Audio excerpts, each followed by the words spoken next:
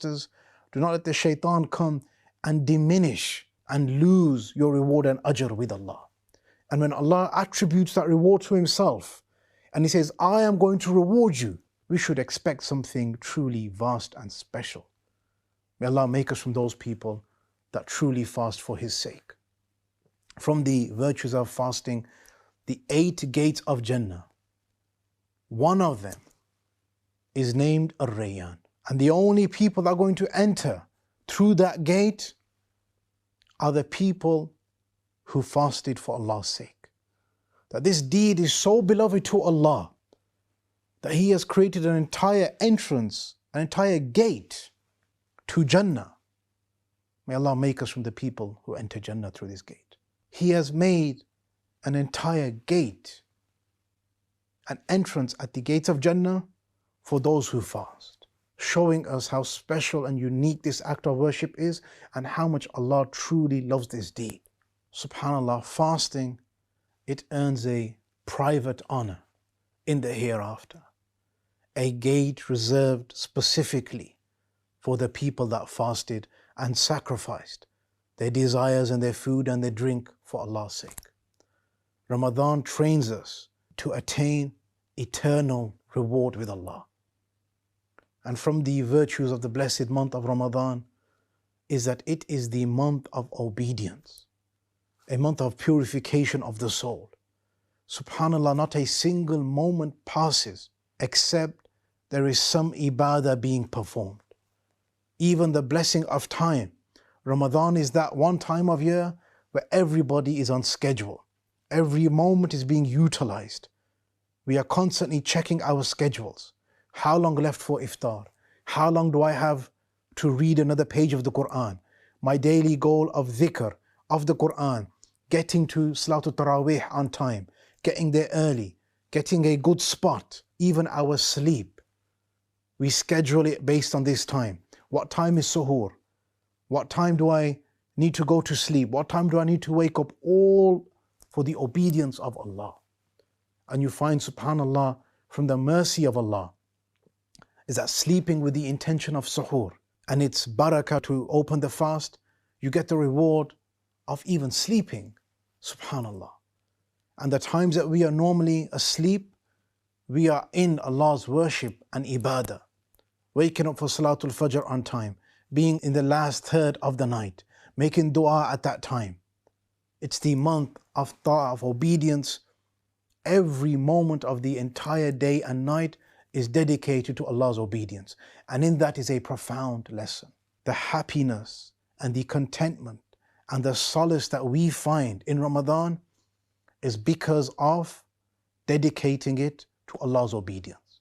So if you want happiness and blessings and peace in your life, then busy yourself with Allah's obedience and you will find the coolness of your eyes in this life before the next.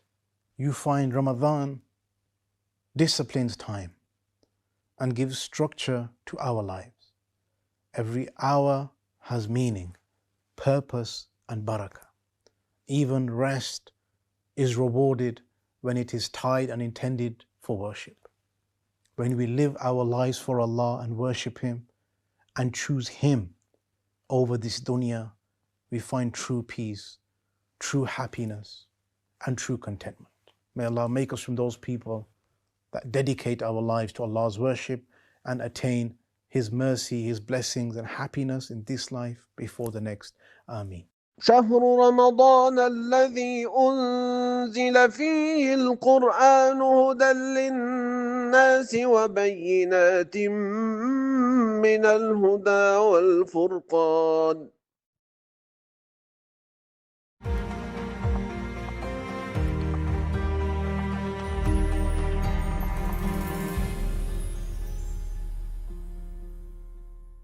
How did you ensure that whatever you're writing is true to the core of, a person's experience? In today's world with so much happening, a lot of people love art, and that's it's an escapism, but it also speaks to deep-rooted need for people to do art, to make art. All the books that I read with Muslim characters, we were always shoved inside a very small, tight box with no room to breathe.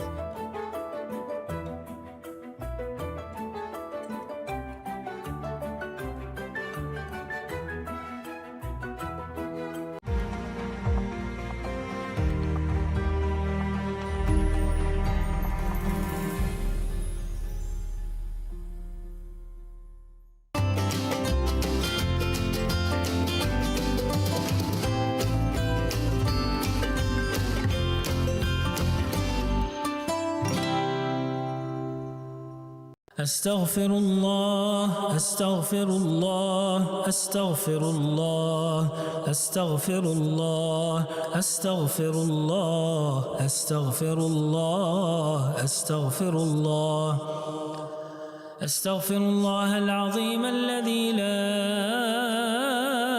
إله إلا هو الحي القيوم وأتوب إليه أستغفر الله العظيم الذي لا إله إلا هو الحي القيوم وأتوب إليه أستغفر الله العظيم الذي لا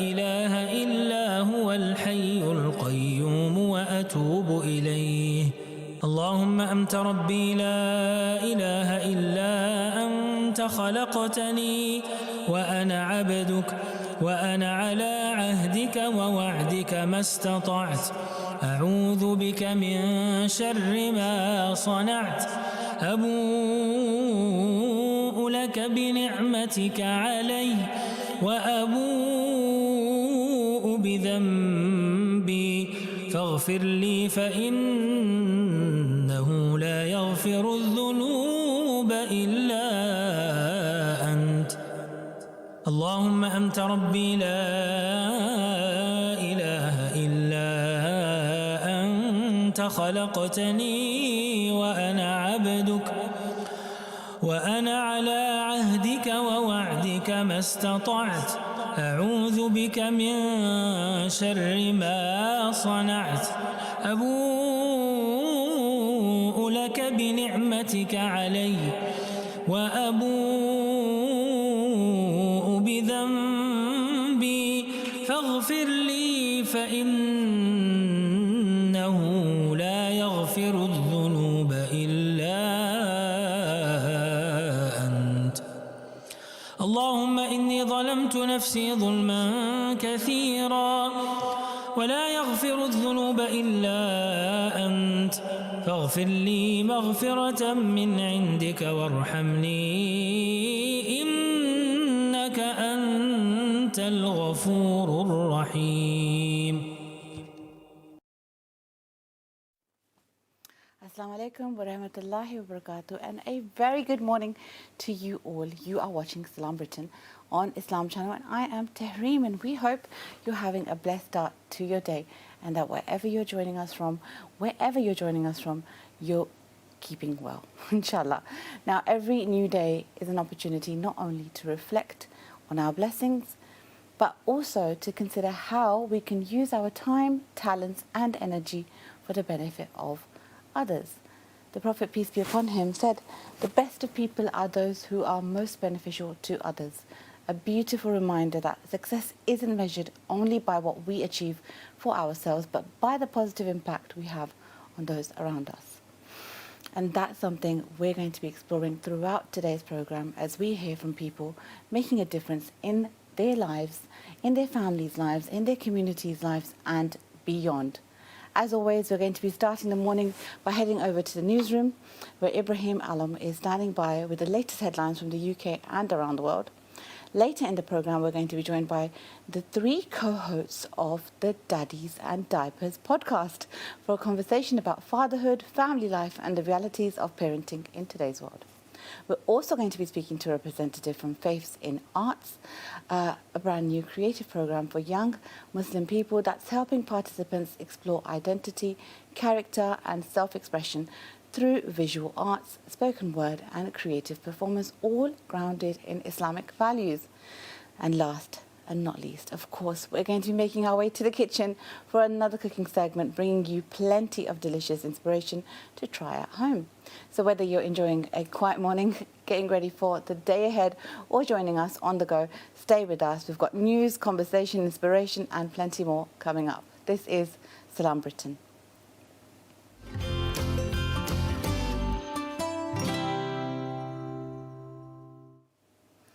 Welcome back to Salaam Britain. Let's begin by heading over to Ibrahim with the morning news. Good morning, Ibrahim. Assalamu alaikum. Alaikum salam. Good morning. We've got the almost like end of the week headlines Right. that we need to cover this morning, and there's a lot going on as always, and this is why I love this segment, because you come in and you just fill my brain up with a lot of information, leaving me that little bit more insightful than I was when I first came into the studio. So the first headline for this morning: schools to offer technical subjects to pupils from age 14 in England, says newly found PM Burnham. Right. So Andy Burnham is introducing this policy in order to put more emphasis on technical education. But a lot of people have been outwardly criticising this because it does seem quite Victorian in a way, because and for a lot of people, it has the implication that perhaps only certain careers are made for working class people. Absolutely, there should be an investment in technical education, but we also need to figure out the other issues to this problem. I mean, the other solutions to this problem. Because the reason why they are doing this is because there are people who are outside of education, employment, or technical experience. But why is that the case? Is it also because education is harder at entry now? Is it also because education is incredibly expensive, 9.7k tuition fees, and under the new government's regulation, and under the Starmer's government's regulation as well, universities that perform better will be able to charge higher tuition fees. Perhaps those are the reasons as well. So yes, we should invest in technical education, but a lot of people are very skeptical that that is sufficient, and we should also invest in university so we can ensure that people can get into university as well, because it shouldn't be one or the other. It should be both, and people should have the choice, because otherwise what you end up in is working class students may be priced out of university and go into these technical fields not because they want to and not because they are better at that. They may very well be capable of going into the best universities in the country, but they might be stripping back their ambition or changing their ambition in order to fit a more traditional working class model, which is important. We do need people in these fields, but if people are perhaps changing their ambitions because of price point, then we have a serious issue. And we need to address the issue, but from a multifaceted dimension, rather than just expecting to introduce technical experience and instantly solve the problem of people being in no education experience or technical experience. Okay. I mean, I'm a little bit older than you, and you know, my previous career before Islam Channel was a teacher. So I taught computer science and business studies, and obviously computer science and IT was a subject that you teach throughout Key Stage 3, 4, 5, you know, it goes all the way into A levels, until Michael Gove came and changed the law and made IT and split it into two subjects and made it ICT and computer science. And what I found as a teacher is that when I was younger and I left school, I knew how to use software. I knew how to use computers, and actually education, and there was a lot more, should I say, limitations on what we could choose as careers in those days than there is now. So why has this suddenly become an issue, especially in a day and age where technology is at our fingertips? You know, children actually don't even have to go to school to learn how to program or create a game. They're doing it just by downloading apps. I mean, the reason why it's changed is because, as I mentioned, there's a problem of people being in no education experience or technical experience or employment as well. Yeah. And but what I was asking is that why is that there's been such a big shift in that gap? Right. Because, you know, 30 years ago, everyone that left school knew how to use Word, knew how to type, knew how to use Excel, and now to just basically learn how to use Office or basic tools, you have to choose the subject as a GCSE, otherwise you're not really taught it. Yeah, I mean, there's been more of an emphasis on what we consider certain subjects. There's a hierarchy of subjects as well that was implemented under Michael Gove when he was the Education Secretary. Terrible. We know, you know, English, maths and science are incredibly important, as is a foreign language, but there needs to be the same emphasis applied to other subjects across the board as well, because we want people to come out of education with a holistic experience. That is why a lot of people are welcoming Andy Burnham's measure, but in a cautious way, because sure, people should be exposed to a variety of technical experiences, whether it be manufacturing or even AI. But it shouldn't be a route specifically designed to solve the issue of the NEET issue, the no education, employment or technical experience issue, because a lot of people are being priced out of university. A lot of people are not considering going to university because they don't want to rack up incredible amount of debt. And we know that people across the board are suffering from this debt. There was an MP, Nadia Whittam, who came out and spoke and said that even though she's an MP, she would never be able to pay off her student debt. And a lot of people are seeing this and thinking, I don't want to go into university.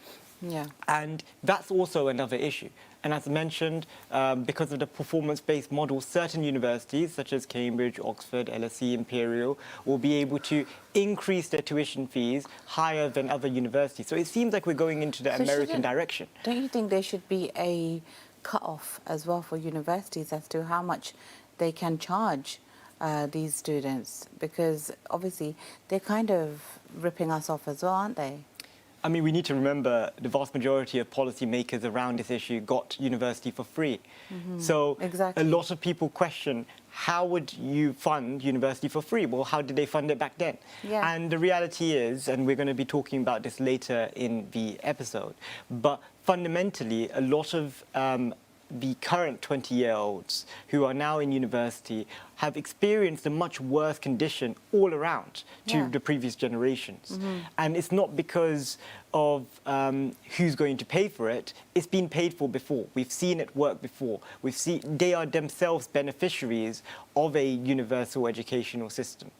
And that's another issue that people really seek to be solved, not just the technical experience gap. And people perhaps feel that Andy Burnham is a bit out of touch in that sense because he had a Cambridge education and perhaps he doesn't fully understand that other people do not just want technical experience, they want the higher education experience to become more accessible for them. Yeah, and it's so important, you know. We spoke about this not so long ago, I think it was yourself, that when you get an education or a degree in the UK, it doesn't matter which university, you literally can go and work anywhere in the world without having to retrain or, you know, relearn. Whereas anyone else coming from abroad, be it a teacher or a doctor or a dentist, will have to meet UK standards and do the exams here. And this is why it's so shocking that the desirability of being able to enable our youth to remain in further education is becoming less and less because they're just pricing everyone out.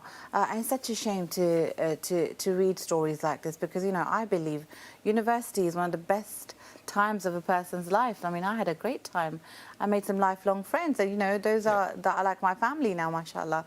So, and it's such a learning curve socially, mentally, and, you know, even your values. You pick up so much at uni. Anyway, let's see what happens. We're going to go on to our next story, but before we do, let's take a quick look at the report. Muslim woman abused for wearing niqab at prize ceremony vows to continue work. SubhanAllah, let's take a look. I don't think there's a report for this one. Okay, there's not. I thought there was. Yeah. Right, so obviously this is an incredibly massive achievement. Not the first Muslim woman to ever receive a BCA. We see our sisters in Islam and brothers receiving BCAs, BEMs on a regular basis. But, you know, love the fact that she stood by her values and, you know, said, no, I'm not taking this off. So tell us a little bit more about the implications and the propaganda, should I say, behind it. I mean, as you mentioned, she won a BCA. Her name's Khadija Patel. She's 39 years old. She won this award because helping encourage young girls to get into sports, but also young boys and children with special educational needs, but particularly for young girls in marginalised communities. So she's really served her community in Bolton. And she's not just served her community, she's very ingrained in the community. She was born in Bolton, raised in Bolton.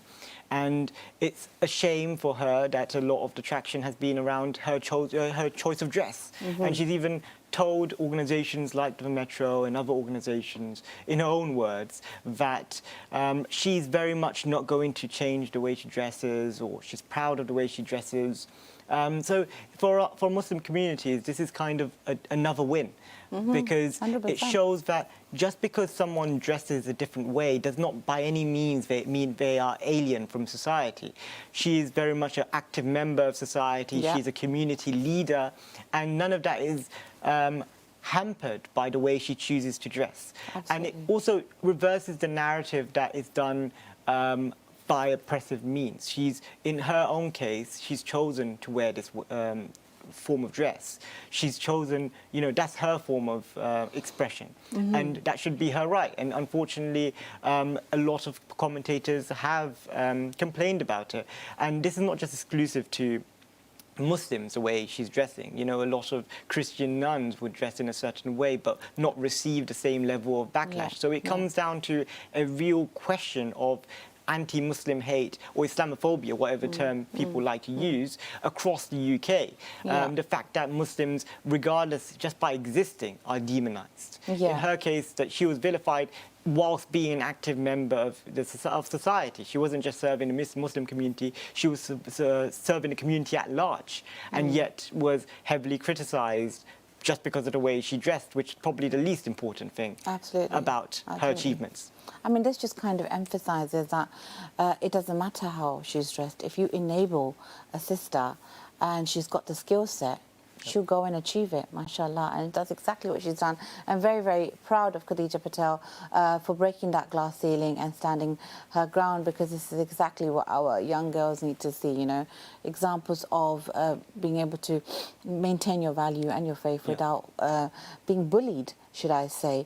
And, shame on those people that are picking on her and saying all these horrible things, Are they not looking past her attire and actually looking at the impact? I mean, it's deeper than that, though, because we are in a situation where anti-Muslim hate is so high that across the United Kingdom we've seen attacks, not just on the way people dress, but physical attacks. We've seen, according to a recent report, that roughly one in five mosques are being attacked one mosque is being attacked every 5 days. That's crazy. And we've seen, in Belfast not too long ago, there being riots. In Glasgow, there being anti-immigration protests, which also were filled with a lot of anti-Muslim hatred.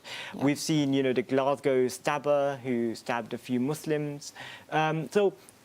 Beyond people just criticizing the way Khadija Patel is dressing, people are overall criticizing the existence of Muslims in this country, in every corner of this country. And the reality is, Khadija Patel is an example that we are very much active contributors to society. She's not the exception. She is part of the Muslim community that has done an incredible amount to help this country. And we are not just helping as outsiders, we're not helping our own communities, we are part of the community, and we seek to help the country at large. It's in a wider climate of anti-Muslim hatred, and it's not just this one isolated incident. Well, you know what, I couldn't have said it better, and you're right, and I think we need to stand our ground and continue. The hate's going to keep coming, but haters need to know that we're not going anywhere, mashallah. We're here to stay, and we've got so much more to contribute to make Britain greater than it already is, mashallah. Let's go to our next story, which is Lindsey Graham's legacy. Israel advocate, Trump ally, Iran war supporter. Oh gosh, makes my heart very, very heavy. Let's take a look at the report.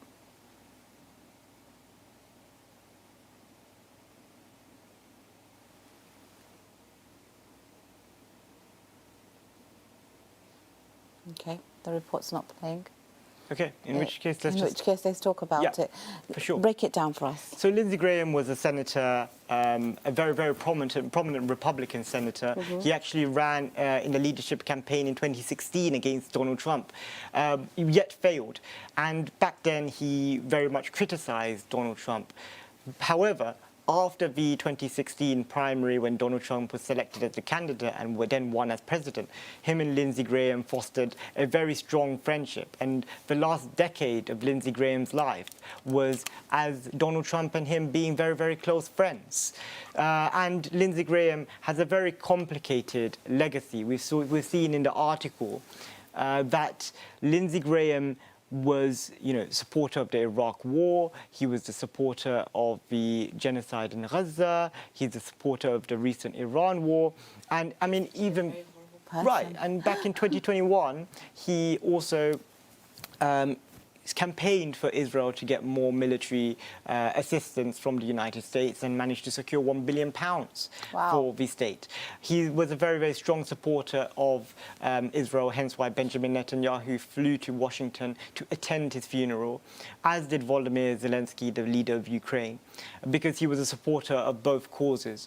Now, the implications of this matter is not just what legacy do we look back on Lindsey Graham, but also what would change in terms of American policy, because his close relationship with Donald Trump has undoubtedly been leveraged to improve relations with Israel and Ukraine. Yes. And the question is Donald Trump now going to stop supporting Ukraine as much as he did and stop supporting Israel as much as he did? And it's particularly with the Ukraine issue, we know that Donald Trump has a very complicated relationship with Volodymyr Zelensky. In the Oval Office, him and J.D. Vance, among others, were very critical of Volodymyr Zelensky, criticized the way he dressed, criticized the way he behaved, the way he presented himself, and talked down to him. So perhaps this will become more commonplace, or maybe the legacy of Lindsey Graham will be the continued support for the West. But at least for most of us who are absolutely against the genocide in Gaza, absolutely against the war on Iran, we look at Lindsey Graham as a very, very complicated figure who pushed a lot of these. He was an ambassador of war. He was very much the representative of the pro-war faction within America. Ambassador of American exceptionism, an ambassador of American imperialism. It's terrible. And he's part of a generation of politicians who absolutely supported the pillaging of various countries within the global south. So we look back at him as a figure that very much pushed a lot of these things. And we just need to see what will happen now that a figure like him isn't a lawmaker anymore. Would new lawmakers who are currently coming through the ranks change the political direction of America? We know we've talked about in previous episodes about, Zohran Mamdani, Abdullah El-Sayed, all of these American candidates who are now pushing a much more progressive type of politics. So maybe the older generation who are passing away from, illness or, natural causes, now there'll be a new generation coming through the ranks. But also, talking about old age, 79 years old, when he passed away, a lot of people might question the gerontocracy of the situation, the fact that this has been a rule of old people, the fact that a lot of people are passing away whilst currently serving as senators or in top positions within the American political elite is questioning for a lot of people. And Donald Trump's own age is questionable for a lot of people, because why are politicians so old and out of touch? Surely you'd want a politician that has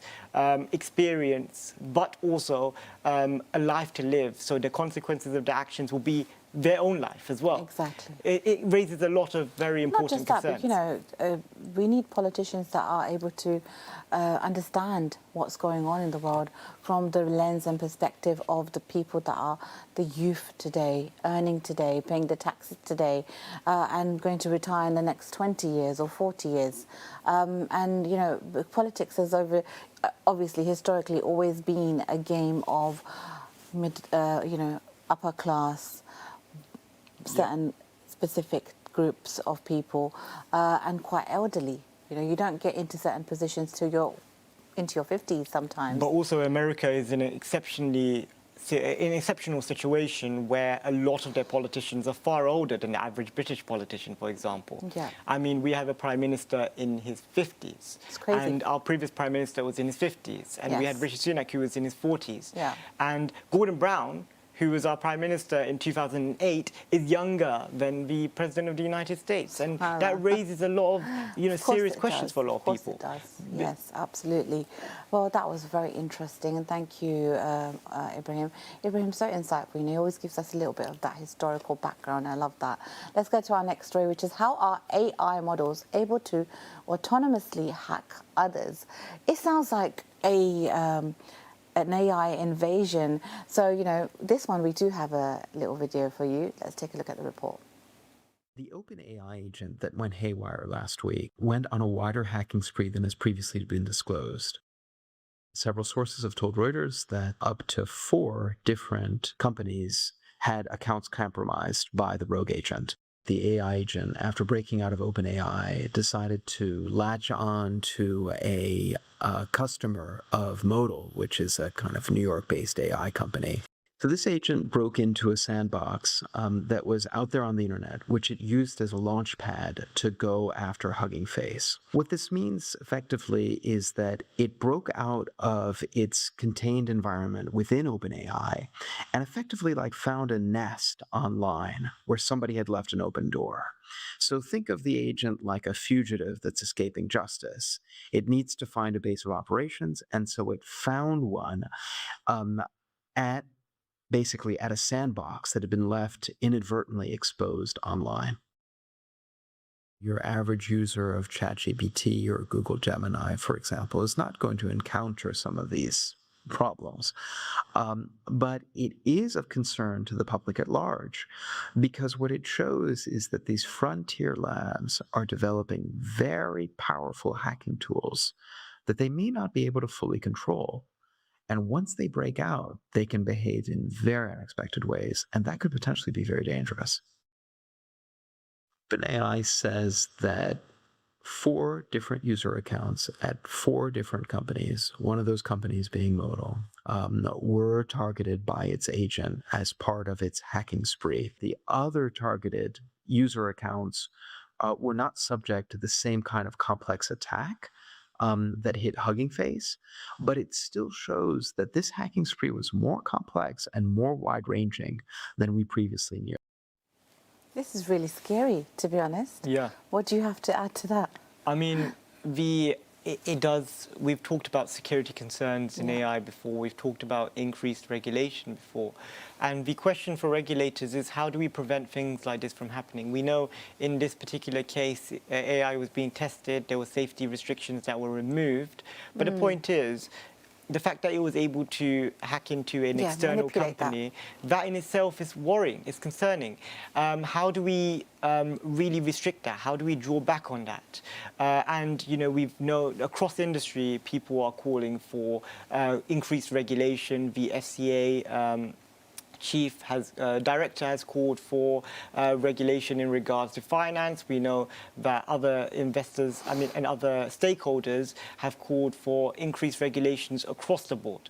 So how do we effectively regulate AI to ensure that it is safe for public consumption? Because these issues, whilst it happened in a sandbox, it happened in the testing phase, it very well could happen when it's for commercial use. And in the video, it could be catastrophic. I mean, in the video, they clarified that it's not necessarily going to impact us necessarily, but it's still important, an important concern, an important red flag that a lot of regulators should consider. Absolutely. And there needs to be robust regulation rolled out. And we know, as mentioned in previous episodes, that we now have an AI minister. So the Minister of AI would potentially be focused on regulating how AI is used, how it's used in a commercial way, and also in a private way. And we fundamentally need to see what those regulations will be. But for now, we have no idea, really. For now, we have no idea. So we'll see. Hopefully, they won't go rogue again, inshallah. But I mean, I love AI, Ibrahim. Honestly, I think it's great. It's a massive step in the right direction when it comes technically, and it's going to create a lot of jobs as well, inshallah. We need to upskill ourselves, obviously, and move with the time. It's going to create a lot of jobs, but also take away a lot of jobs. Yeah, but that's always the case, right? You know, when, for example, the supermarkets decided to remove humans and put in, you know, point-of-sale systems where people would do it themselves. Okay, that took that job away, but then it created other jobs within the supermarkets as well. But anyway, we've got one more story to go before we say goodbye to Ibrahim. Let's go to the 5th headline, which is the evidence that shows today's 20-somethings really do have it worse. Now, I can believe that, you know, being an auntie. What's your thoughts? I mean, being a 20-something. We know statistically this is an issue, right?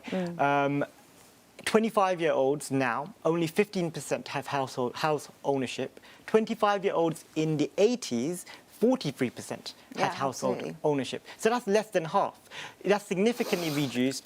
The prices of houses are significantly higher, increased massively beyond inflation and beyond wages, because wages in large part have been stagnant or in other cases a real term decrease. Yeah. So a lot of people are concerned. Also, there's a concern of jobs and security and education, because I mean, we are the first generation to really have to pay for our education, and ever increasing fees. It's now 9.7K, but set to increase even more for universities that are high performing, as mentioned earlier.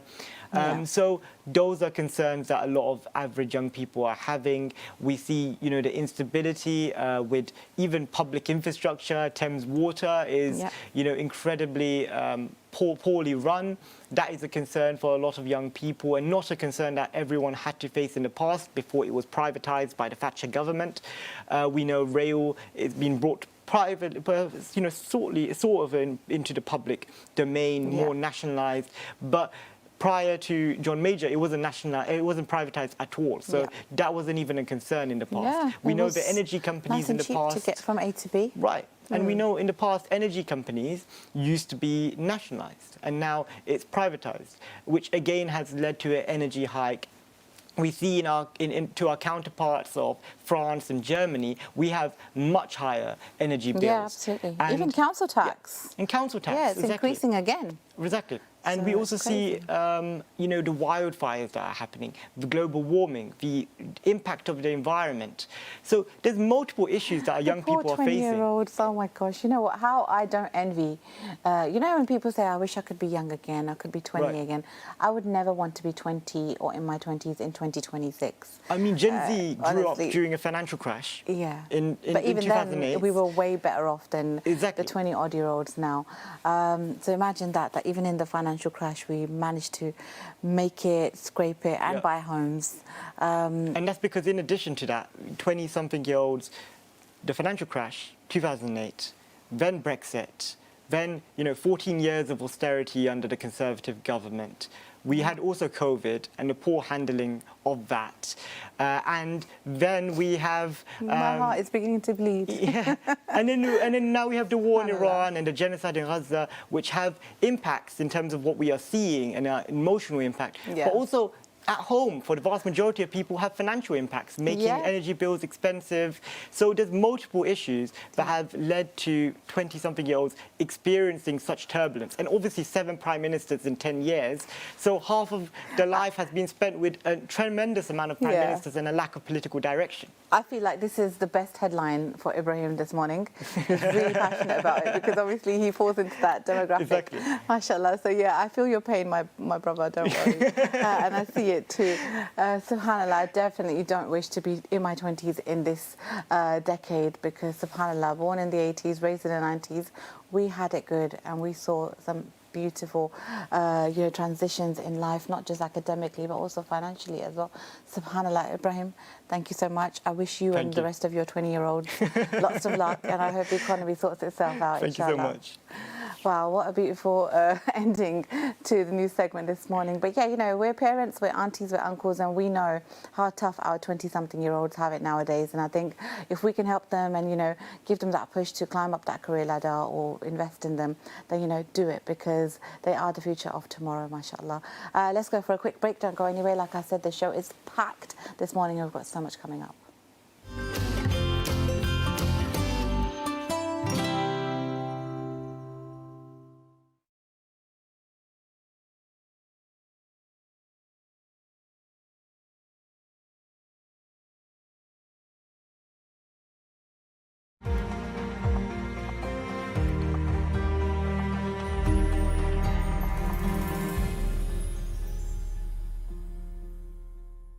How did you ensure that whatever you're writing is true to the core of, you know, a person's experience? In today's world with so much happening, a lot of people love art, and that's it's an escapism, but it also speaks to deep-rooted need for people to do art, to make art. All the books that I read with Muslim characters, we were always shoved inside a very small, tight box with no room to breathe.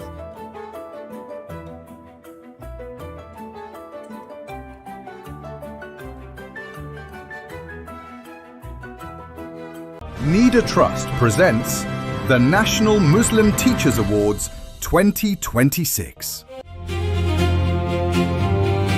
Good evening and a very warm welcome. We will start this evening's awards ceremony with a recitation of the Quran.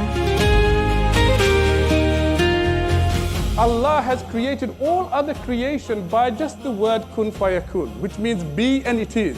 But there's one creation that Allah has left behind, and that is the human being. And that human being is shaped by Allah's hand. Being a teacher is a very important responsibility. Teachers guide, support, and inspire others.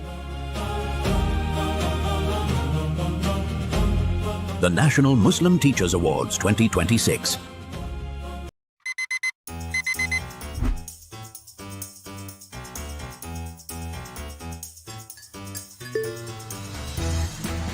Start your day right with the UK's first Muslim morning show, Salaam Britain, where we dive into the trending stories that matter to you. Share recipes from around the globe that will ignite your senses. Celebrate guests that are making waves. And showcase the diversity that makes our ummah beautiful.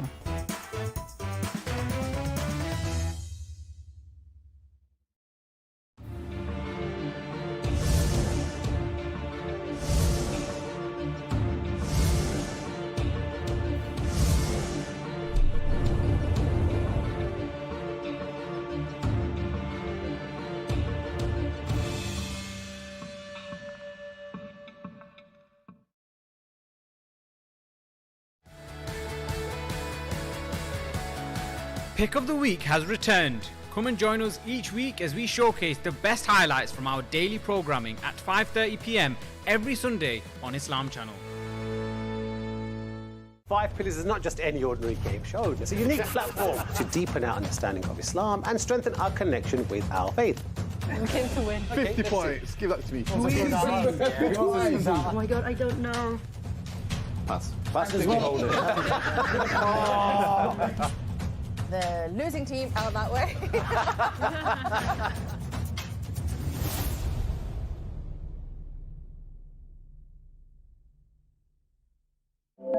Islam Channel, your gateway to the world of Islam. Inspiring, informing, entertaining. On TV, online, on our brand new state-of-the-art apps. With original content for a Muslim audience and inspirational Islamic programs from all around the Muslim world. Watch live, watch offline, create your playlist, watch across all devices. Download now from wherever you usually get your apps. Islam Channel. Watch anytime, anywhere. Your opportunity to challenge the status quo. You call in and set the narrative. Every Tuesday and Wednesday at 9 p.m. on Islam Channel. Islam Channel. Join us to discuss hot topics dominating the headline.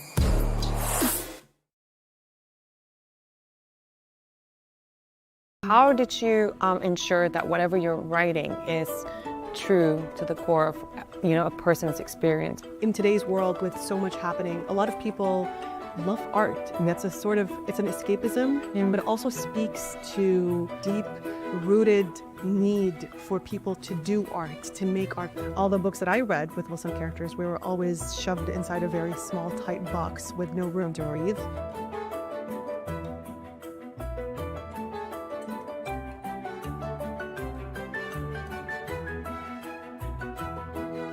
Nida Trust presents the National Muslim Teachers Awards 2026.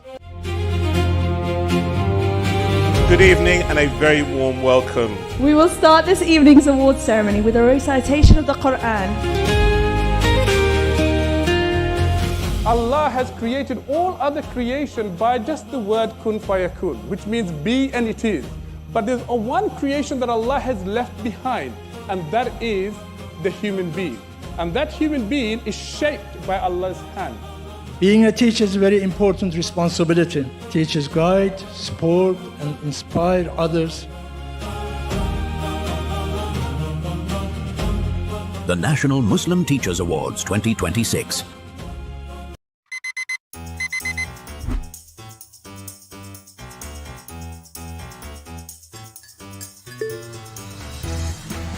Start your day right with the UK's first Muslim morning show, Salaam Britain, where we dive into the trending stories that matter to you.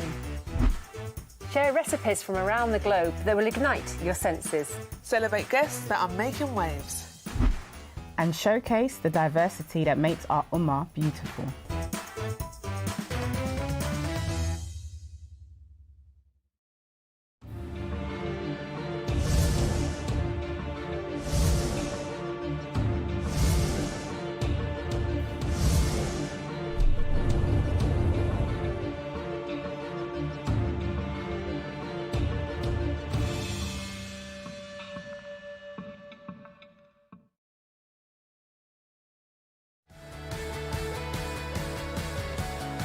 Pick of the Week has returned. Come and join us each week as we showcase the best highlights from our daily programming at 5:30 p.m. every Sunday on Islam Channel. Five Pillars is not just any ordinary game show. It's a unique platform to deepen our understanding of Islam and strengthen our connection with our faith. I'm going to win. 50 points. Give that to me. Oh my god, I don't know. Pass. Pass as well. The losing team out that way.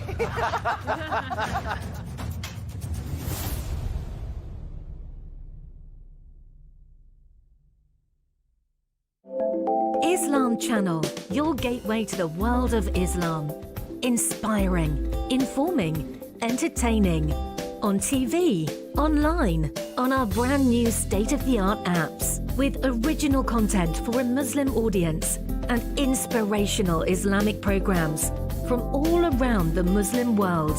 Watch live, watch offline, create your playlist, watch across all devices. Download now from wherever you usually get your apps. Islam Channel. Watch anytime, anywhere. Your opportunity to challenge the status quo. You call in and set the narrative. Every Tuesday and Wednesday at 9 p.m. on Islam Channel. Islam Channel.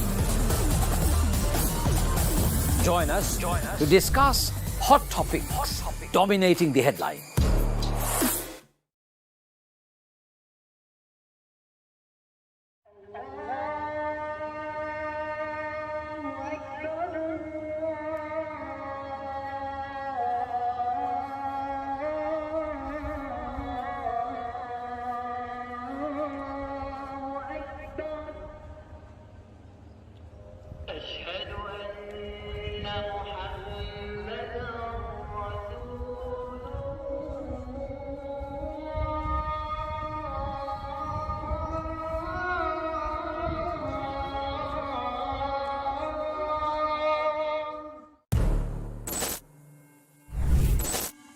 Your opportunity to challenge the status quo.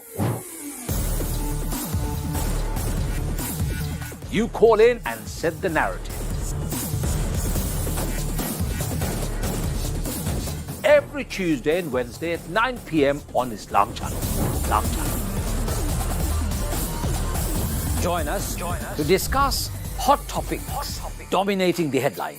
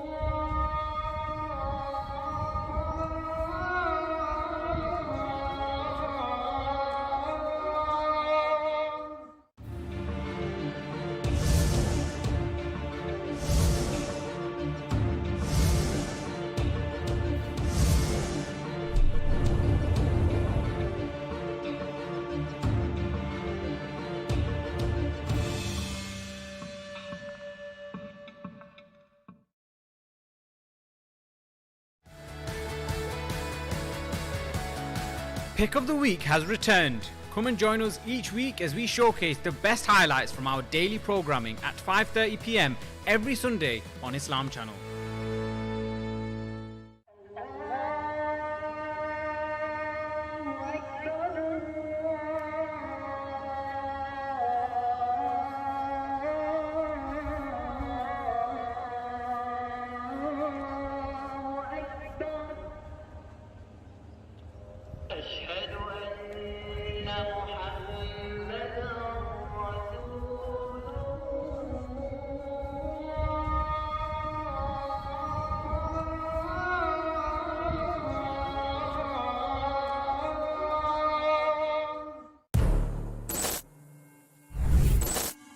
Your opportunity to challenge the status quo.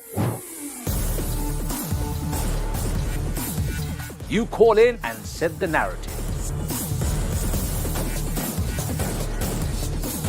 Every Tuesday and Wednesday at 9 p.m. on Islam Channel. Islam Channel. Join us to discuss hot topics dominating the headline.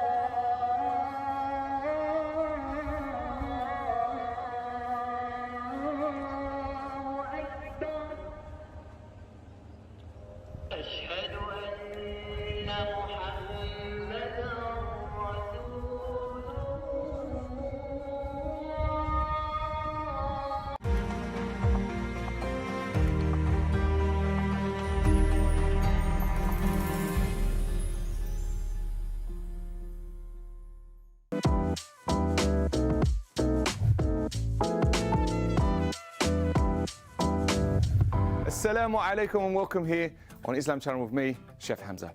Today, harira soup. That classic Moroccan soup. Everybody asked me, what is harira soup? It's a little bit difficult to explain, but I'm going to do it for you. So simple and so quick and very delicious.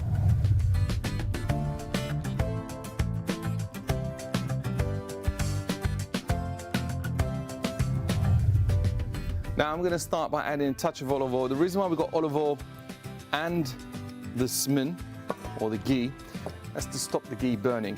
If you put just ghee, you'll end up burning it. It doesn't quite have a high temperature or high kind of boiling temperature as the regular olive oil. So that's in there. Just melt that down. Get a bit of temperature on there. Now the smell of ghee is very strong. Don't worry about that. That kind of mellow out as we're cooking it through. And once that starts to heat up, get the bubbles in there, you add in the onions.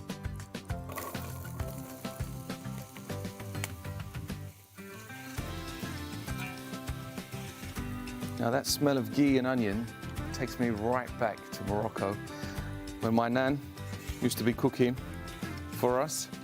This soup is eaten throughout Ramadan on almost a daily basis. Now for me, I don't have harira any other time of the year, purely because by the end of Ramadan, I'm sick of it. Now, once they've started going, you're gonna add in your celery. I'm not a fan of celery, although in certain dishes, it's fantastic. Now we can start building up the flavors. We're gonna add a bit of parsley in here, like so. good bunch of coriander in there.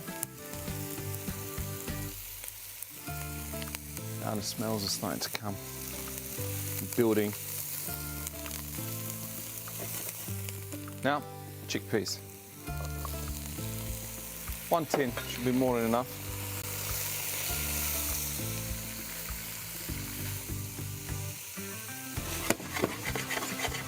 Now, once you've kind of cooked this down, fry them off for a minute or two, you can add your tomatoes.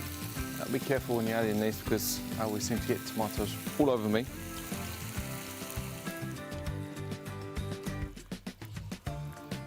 At this point, a little bit of seasoning, salt and pepper.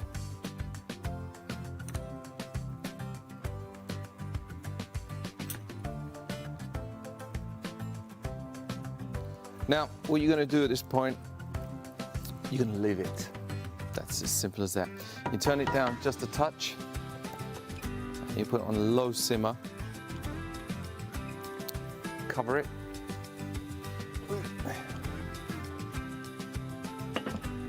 And go and relax. So that's been stewing for around 7, maybe 10 minutes. That's all you need on there. So all the flavors now inside already, that smell is already reminding me of harira. So I'm going to set this lid to one side for now. And we'll start adding a little bit of water. Now again, we're going back to harira, infamous for Ramadan, but it's pretty much eaten all year round in Morocco. And the origins of the word is from the Arabic silk, actually, believe it or not. Al-hir, which is silk. And we're going to stew this down, again, 10, 12 minutes maximum. So it's been around about 12 minutes, 15 minutes. You can leave it longer. That's in here, as you can see. You want to really kind of reduce it down a little bit. Now the flavor is there, it's getting there, but you've got to take time, okay? Take time, let it kind of infuse with everything. But we're going to crack on. Once you get to that point, we have to have the thickener. This is what makes it that silky kind of texture. There are several options that you can do. I like it a little bit thicker, so I'm going to go with the corn flour and vermicelli. It's very important for me. And I'm going to add some water to some corn flour here. It's always important to add the liquid or a liquid to corn flour first before you put it inside your soup or stock. Otherwise you're going to get lumps. And you just kind of work it through like a single cream, no, maybe less than a single cream kind of consistency. That's in there. And pour it in there like so. And you add your vermicelli. Now, if you don't have vermicelli, you can have maybe some broken rice is quite good as well, just to thicken it up. You can add lentils to this as well. People like to have it with lentils. You can chuck in an egg or two, kind of mix that through. Then leave this just to kind of boil down a bit. A few minutes more. So now we've been cooking for around about 20 minutes or so, maybe a bit less than that, about 15 minutes. The vermicelli is in there, okay? You've got the corn flour, which has thickened it up. You can have it as thick as you like, well, within reason. You just wanted that kind of velvety, silky kind of texture though. You don't want it too thin, but you don't want it too thick either. It's not like a cream of mushroom soup or something like that. So, that's there. That's pretty much done. I'm going to turn that down, just leave it to a simmer. The great thing about this soup, they get it done in advance, turn it off, leave it, and just heat it up when you're ready to go. This is my traditional Moroccan soup, harira. Perfect for every day. Assalamu alaikum. This is Chef Shazia, and today we are cooking Malai chicken. Malai chicken is a lovely, popular Indian curry dish. It is succulent pieces of chicken that are spiced and then are poached in a creamy yogurt and fresh cream sauce.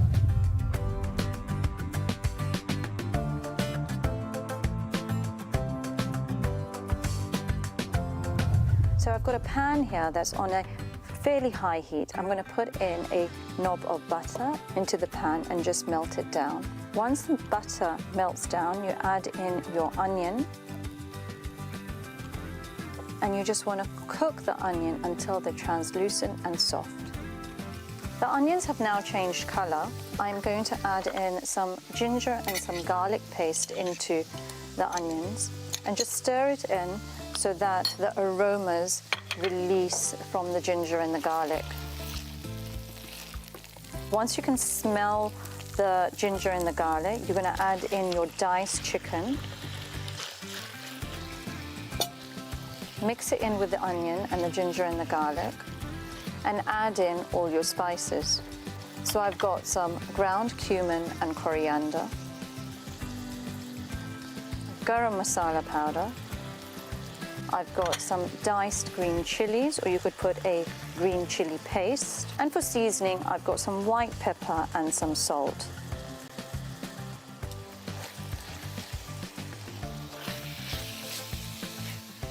So you want to coat the chicken in all these spices, and as the spices heat up, they start to cook and blend down, and the aromas release. Once the chicken starts...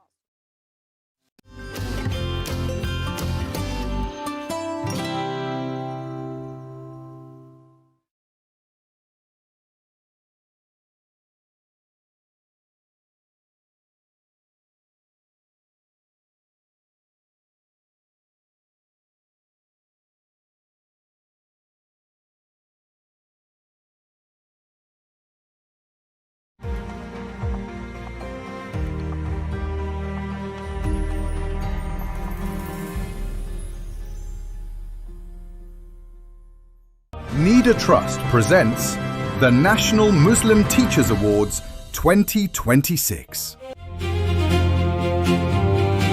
Good evening and a very warm welcome. We will start this evening's awards ceremony with a recitation of the Quran.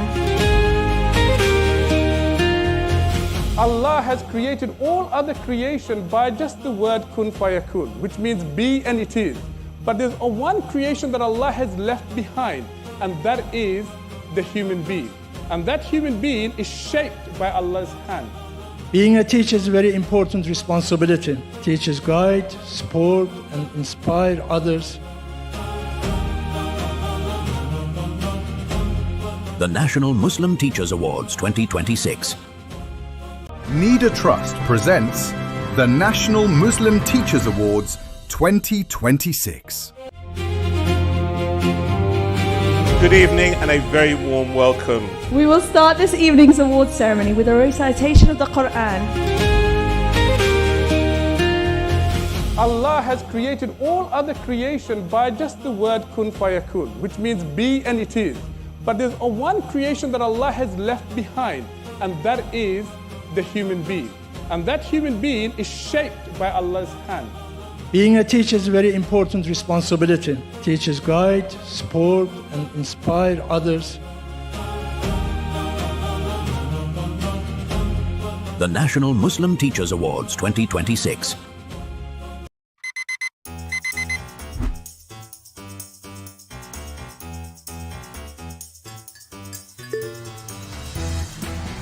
Start your day right with the UK's first Muslim morning show, Salaam Britain, where we dive into the trending stories that matter to you.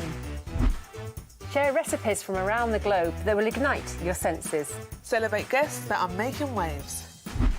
And showcase the diversity that makes our ummah beautiful.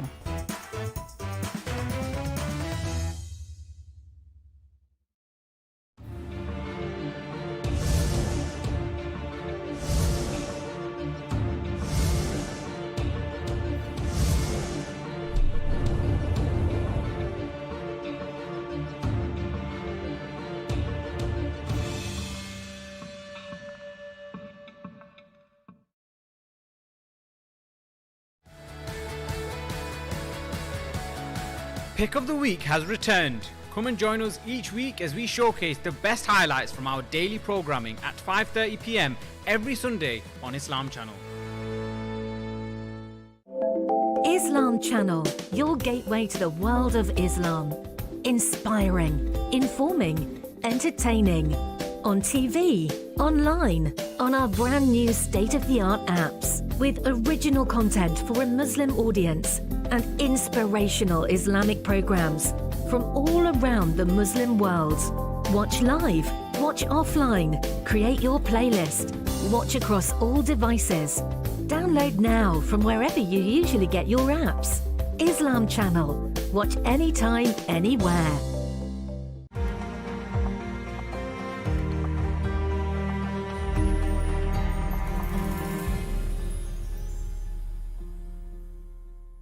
Because daddies and diapers, they are challenging stereotypes around fatherhood with real conversations, relatable content, community events and honest discussions about family life, mental health and active participation.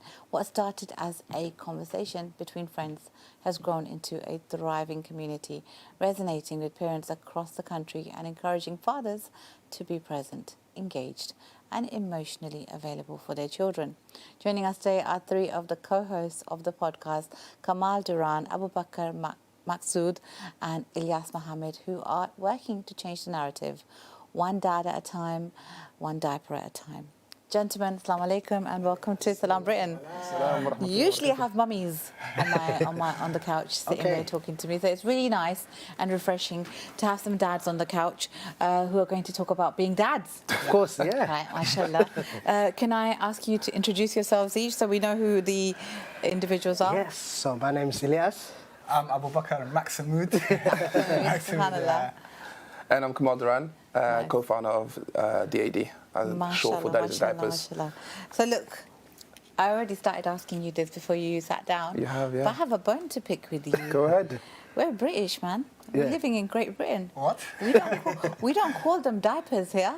Oh, do you know the name rolls perfectly off the tongue? I know, I know. And the first time we actually made the name, it just like Daddies and Diapers. You had a ring to it. No, subhanAllah, listen, it sounds amazing. But when I saw it, I was like, oh, these boys, they're coming from America, you know? And then I mean, we can put the accent on if you want. Yeah, that's it. No, let's not. We love the accent the way it is, you know, British accent. And then I followed you on Instagram. I thought, oh, no, they're British. You know, they're from here. They're our boys. London. Yeah, Londoners. Through and through, subhanAllah. So let's talk about daddy and diapers. Right, you're all young dads, mashallah. So congratulations on that first and foremost. Thank you. But for our viewers who haven't come across daddy and diapers yet, how did it all start? Where did that conversation stem from? Daddies and Diapers. Go for it. Do you know what it is? It was a conversation we had as guys who met up. Like one of the first times we actually met up as well. Yeah. There was a friend of mine who used to do like a fatherhood group. And every now and then, every month we do activities where we bring fathers together and go out on little adventures, or little, even dinner, even little food. Just to bond. Just to bond, yeah. And the trip that we actually met up, there was 4 of us, there's another brother as well, where we were in a car and we were on our way to a hike in Snowdonia in Wales. Nice. And 4 hours in a car of strangers, where I'll be honest, we all met each other there and then in that car because we got assaulted in that car. Okay. And we just trauma bonded? Trauma bonded. It was like, what's going on with your life? Yeah, that's it. This one's kids vomiting every day. This one's kid is just playing every time. And it's like, how do we manage? How, like, just kind of understanding where everyone's at, really. And it was flowing conversation. And through that conversation, we thought, why don't we get fathers together and make events, community events? Because there's some people even now message us on Instagram and they tell us about their partners being very lonely in the fatherhood space and saying that there's no such thing as dad groups. But you'd be surprised, man. There's quite a lot of help, and we want to be in that space to kind of help everyone grow. And I think it's such a beautiful narrative that you're trying to change, because we know from research that the bond between the father and the child can have such a positive impact on the child's overall, you know, well-being, not just physically but emotionally. You know, when we nurture our sons and our daughters, especially fathers, when they nurture their sons and daughters, they grow up to be a little bit more stronger, a little bit more emotionally intelligent, because that's something mums do anyway, right? Yeah, exactly. But when the father's doing it, you're tapping into an area of their mind, their heart, which hasn't been tapped into before. And I think that's absolutely beautiful. So, okay, fine. You came out that car, you went on your trek or your hike. How long before that and then the actual first podcast? You know, it didn't take long. Yeah, it didn't really take long, to be honest. That's how you know it was natural. Yeah. You know, there's so many times as we're young men, we're aspiring young men. We say we want to do this business. 2 years later, it doesn't happen. And did any of you have like an interest in podcasts before this? No, not really. No, we were avid fans of podcasts. We would watch, listen. There's very good podcasts out there. Yeah. So we kind of just started from scratch. Yeah. So it was very awkward at first. I feel like now we're a bit more natural because we're used to the cameras. And obviously you're making us very feel comfortable. So 2 weeks after we said it, we've done it. Yeah. I love that. You know, that's one thing I do have to rate our brothers on. You know, they think of something, and even if it's something ludicrous, they'll just go and do it. Yeah. And sometimes it's that nail in the head that needed to be done. Yeah, exactly. SubhanAllah, that's amazing. Okay, so tell me how you decided the topics. Like, did you have a conversation, create a list, or how did it all work? How did it work? How did it come about? It's just the more we talk, different topics come up. So we thought, let's just start up with what is actually fatherhood, and from the generation we come from, just breaking that stigma. Okay. We are dads. We are in our kids' lives, but people look down on us and say, you're not doing enough, or you're doing too much sometimes, to say, because our older generations weren't doing the same. Yeah, exactly. Like, it's wrong to think like that. So we're just trying to break that stigma now, and topics are they're not difficult to come up with. There's so much to talk about, especially on little TikTok clips or little Instagram skits that we do, and educational content. There's so much to do, and inshallah, there's so much more that we are trying to tap out. We're not even at 10%, honestly, in my opinion, right now. So how did your wife react when you went home and you said, babe, John, whatever you want to call her, John, I'm going to start a podcast? We had a conversation about affection towards spouses and even love language and stuff. It's funny you just mentioned that, how whatever you've called her. We asked each other, what do you guys... What do you call your wives? Yeah, I say qalbi, for example. Qalbi. Some qalbi, some people say babe, whatever, but it's just there isn't in the older generation, my parents and whatnot. There's no such thing. There's no such thing. It's more so hidden, it's more so suppressed. I think it's the culture thing. And these are the things that I feel like if kids grow up in a nurturing home, in an affectionate home, which is what the Prophet Muhammad had, you would benefit. The kids will benefit from that, and they will understand what love is. They will understand what kind of partner to then go and court and stuff like that. All right. Well, shout out to the wives. Of course. Let's hear what you call them. Let's start with you. What were you saying? I said qalbi. Qalbi. Yeah. Okay, subhanallah. And you I just call her babe, or by her name. That's cute. And you? I call her babe or schatje. So basically, I was born and raised in Holland. So I call her schatje. So it basically means babe.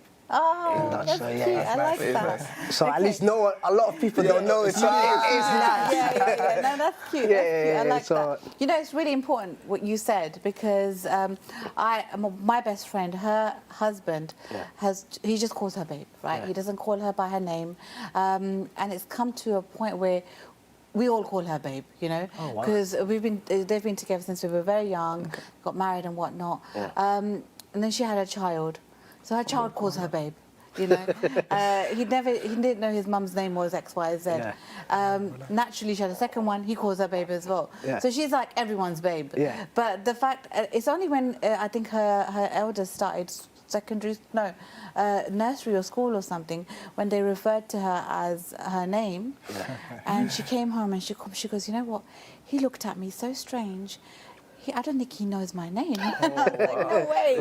But I love that, because he was in such a safe space in that house that he just assumed his mum's name was babe. My son's like calling me, and both of us. He calls you babe and you babe. And I think that's so cute, because it's a really good way to kind of build that confidence, re-instill that faith in love, sanctity of marriage, which of course, with the divorce rates rising, has gone up, right? But subhanAllah, when you're seeing young boys like yourselves and young girls getting married, having babies, and having this kind of banterful relationship where you're not afraid to show your emotions to a degree where you're talking about it on a podcast, subhanAllah, that's incredible. All right, so let's go back to the podcast. What was the first podcast all about? The first pod was about Fatherhood. Fatherhood. Yeah, what is fatherhood? Yeah, experiences in fatherhood. Yeah. What do you guys find challenging about fatherhood? Yeah. Some funny stories about fatherhood. The birth of our first child. Birth of our first child. Yeah. I think, was it you, the first one to change the first diaper? First time I ever changed a diaper was my son. The first. Right there, because I was told to and I didn't know how to do it. And my kid diarrheaed all over me. I love that. I love that. And you know, it's so nice to hear that because mums say that, right? Yeah. The first time she changed his diaper or her diaper, or the first time, you know, the child vomited on her or literally peed on her, you know, especially when you've got little boys, you know, they just exactly. kind of have their own brain. Mashallah. So, okay, so you shared those experiences. Let's dig a little bit deeper, right? Because you're all boys, you all have dads, mashallah. Do you reflect on your experiences as sons? Is there something you share with us, if you don't mind, about something you may have learned from your dad that made you want to change the narrative? You know, take it one at a time. We can start with you. Yeah, of course. So obviously, you know, we're from a Somali culture and stuff like that. So for myself, like, my dad's not really... He gives love, but he gives love in different ways. Yeah. So sometimes I'm like, oh, where's the love? Like, I'm trying to understand it, where the love is sometimes. So I feel like there's a lot of things that I kind of learned and understand as well. Yeah, of So course. then after, alhamdulillah, when I got my first child, so that's when I said, you know what, this was something that I was missing out on. So why can I not give that to my child and implant that in my relationship and with my kids? So I feel like that's very important for myself. Yeah. So alhamdulillah, it's going well. It's good. Yeah. I mean, you know, it's the dad that where you ask them where's the love and they're like, what's this roof over your head? Exactly. You know? Yeah. This is the love, bro. You know. Exactly. Yeah. But sometimes we need to say it. Sometimes our children need to hear it. Exactly. How about yourself? What have you learned from your dad? My dad, the way he showed love is like the same way, the roof over my head. So him going out early morning while we're still asleep and coming back when we're asleep, bringing bread on the table. Yeah. That was his way of showing love, and only later on did I actually understand that. Yeah. And subhanAllah, but I'm trying now to bring the bread to the table for my kids and also be present and just that little bit. So even if it means after work taking them to the park to play on the swings for like 30 minutes. Yeah. Just that little bit. Yeah, just making that tiny bit of time. Yeah. But you know, the struggles of parenting are so different from generation to generation, right? 100%. Like, you know, when they came to these countries, they were living a different narrative to what we are. They didn't have that much flexibility. How, and we'll come to you next on that before I ask my next question. Go on, what was your memory? Yeah, I mean, it's just to kind of echo what they said. It's my dad's very much on a very principled man. So it's like showing you the way, how to be a leader, how to be a provider, and doing things the tough love way. Yeah. Sometimes there was questions that we may have had as siblings that we were not able to go to our dads to get the answer from because we just thought maybe that's a bit taboo.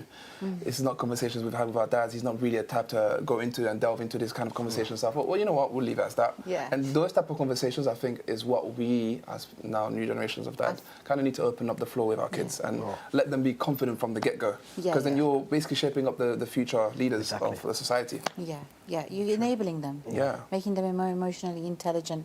And giving the ability to actually explain, you know, because we know the dads weren't doing anything wrong, you know, we saw they were grafting, but they didn't have that communication to just say, you know what, I'm sorry I can't be there to tuck you into bed, but actually I'm building a future for you, you know, subhanAllah. But if only they'd said that, they would have avoided all those teenage tantrums that you all put your dads through. Exactly. Especially this one. He looks like a naughty one. Naughty one. Okay. Oh, is it this one? No.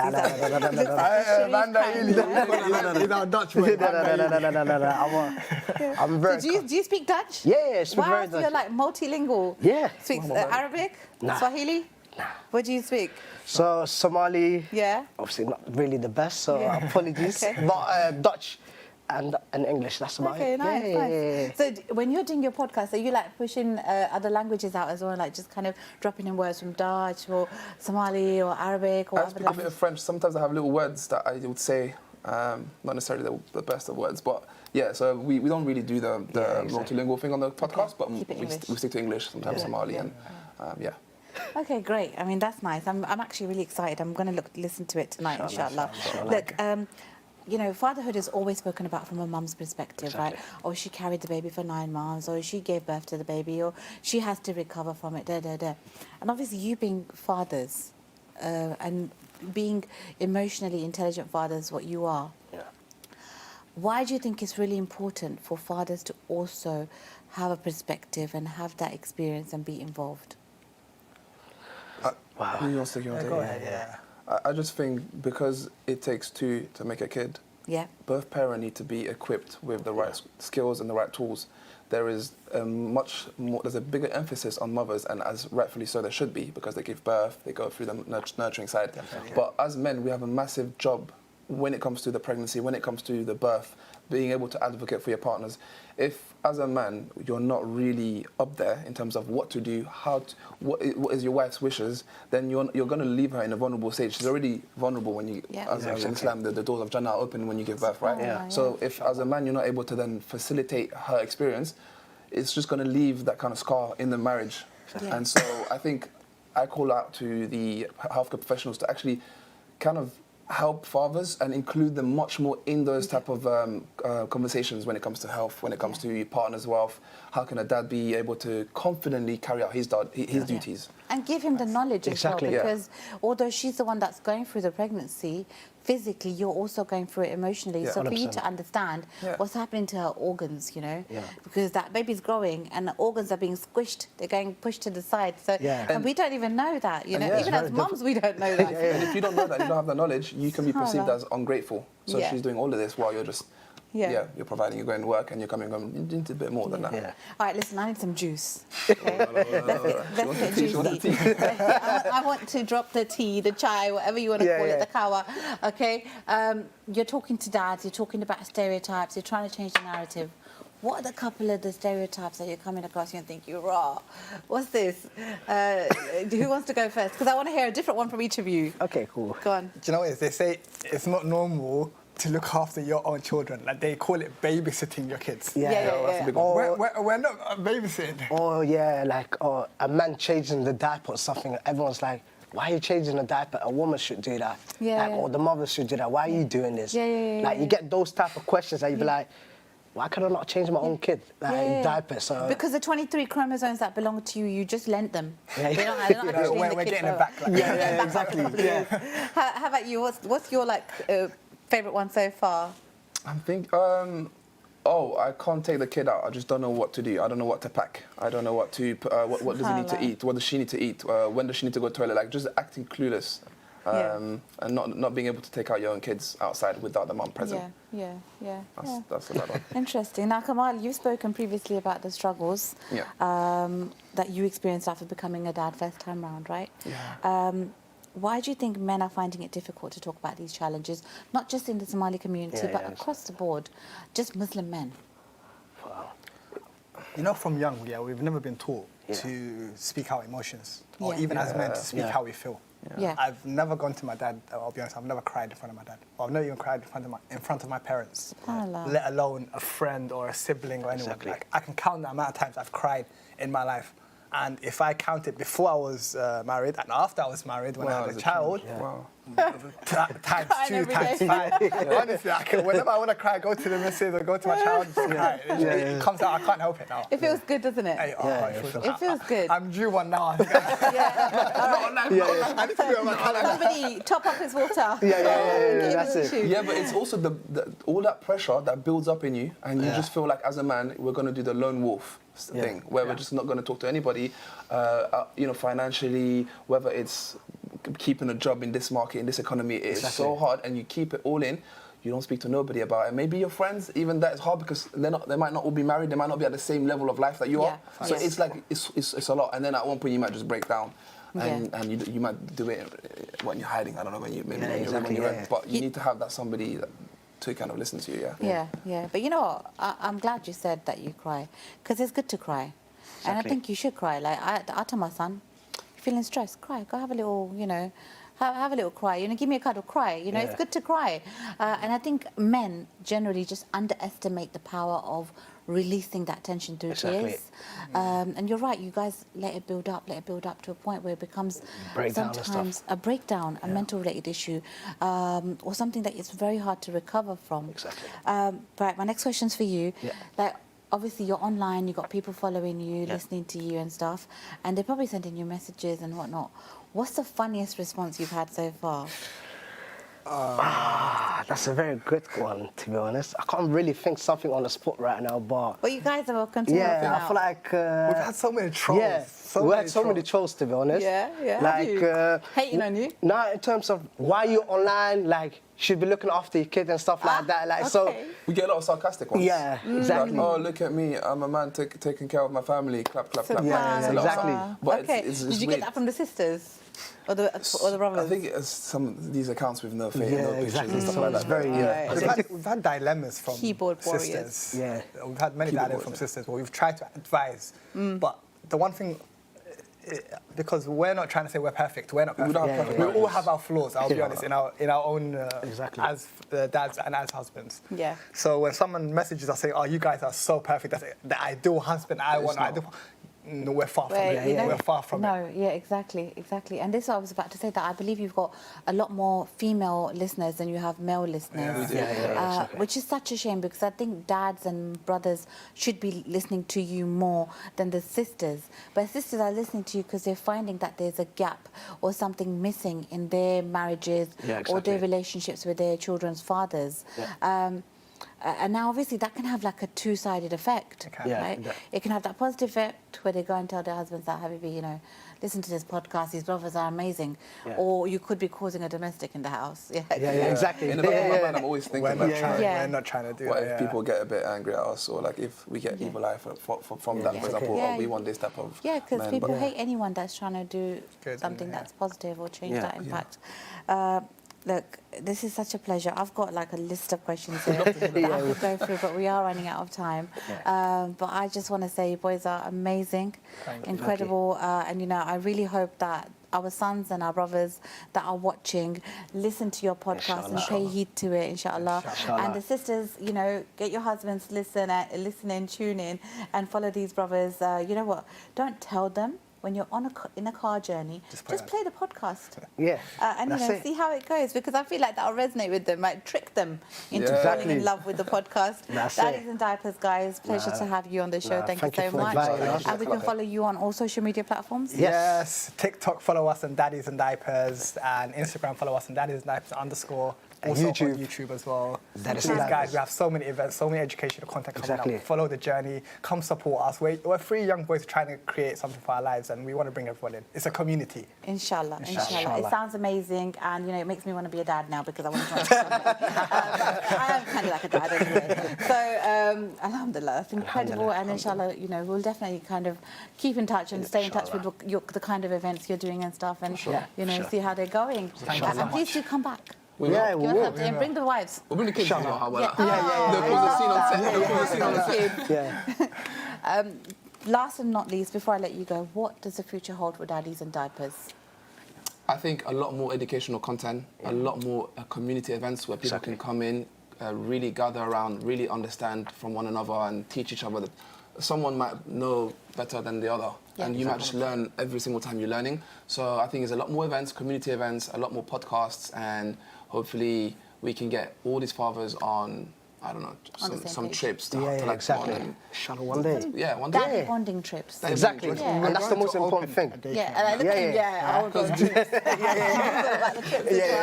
Now the wives will definitely be happy if we take the kids.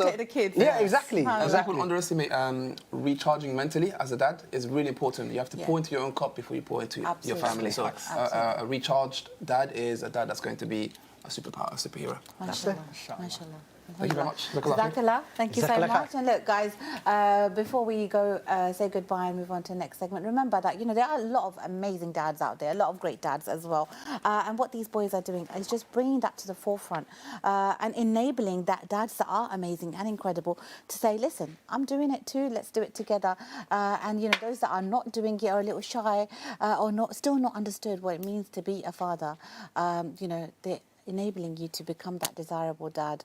And obviously it's so important to recharge your batteries as a dad, as a mum, as a grandparent even, so that you can raise that child to the best capacity possible for you and really highlight his capabilities or her capabilities.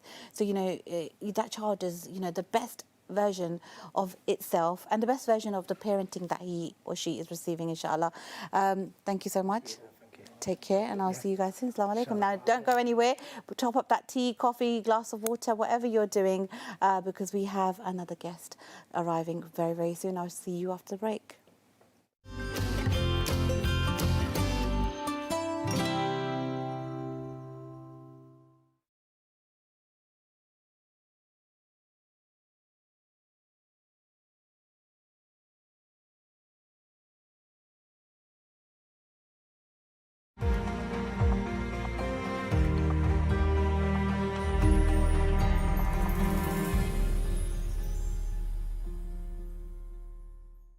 Assalamu alaikum. We are here today to celebrate the launch of the Amir Abdul Qadir Al Jazairi program. The military hero, the statesman, an architect of a polity, the consummate diplomat and scholar educator, the Sufi whose life was rooted in the knowledge of God and the embodiment of the noblest human values. He's everything that could embody today's Algeria, and he's still and always will remain a great example for future generations of Algerians and of Muslims and non-Muslims across the world. A figure who has been inspirational, not just to Algerian nationalism, and has had that role for a good century and more, but also to French imperialism.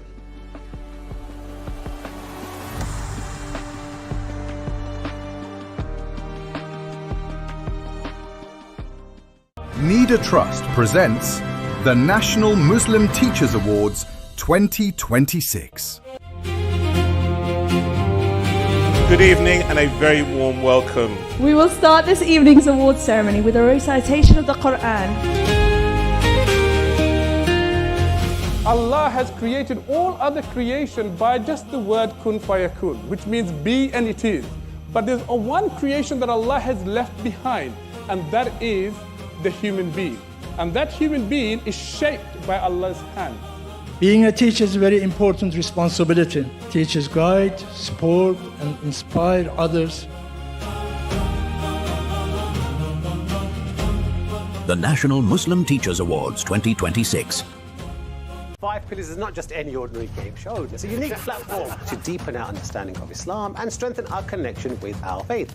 I'm going to win. 50 points. Give that to me. Oh my God, I don't know. Pass. Pass as well. The losing team out that way.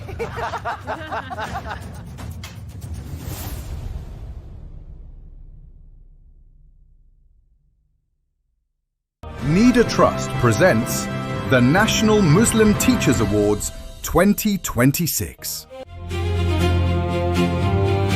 Good evening and a very warm welcome. We will start this evening's awards ceremony with a recitation of the Quran. Allah has created all other creation by just the word kun fayakun, which means be and it is. But there's one creation that Allah has left behind, and that is the human being. And that human being is shaped by Allah's hand. Being a teacher is a very important responsibility. Teachers guide, support, and inspire others. The National Muslim Teachers Awards 2026. Islam Channel, your gateway to the world of Islam. Inspiring, informing, entertaining. On TV, online, on our brand new state-of-the-art apps. With original content for a Muslim audience and inspirational Islamic programs from all around the Muslim world. Watch live, watch offline, create your playlist, watch across all devices. Download now from wherever you usually get your apps. Islam Channel. Watch anytime, anywhere. How did you ensure that whatever you're writing is true to the core of, a person's experience? In today's world with so much happening, a lot of people love art, and that's it's an escapism, but it also speaks to deep-rooted need for people to do art, to make art. All the books that I read with Muslim characters, we were always shoved inside a very small, tight box with no room to breathe.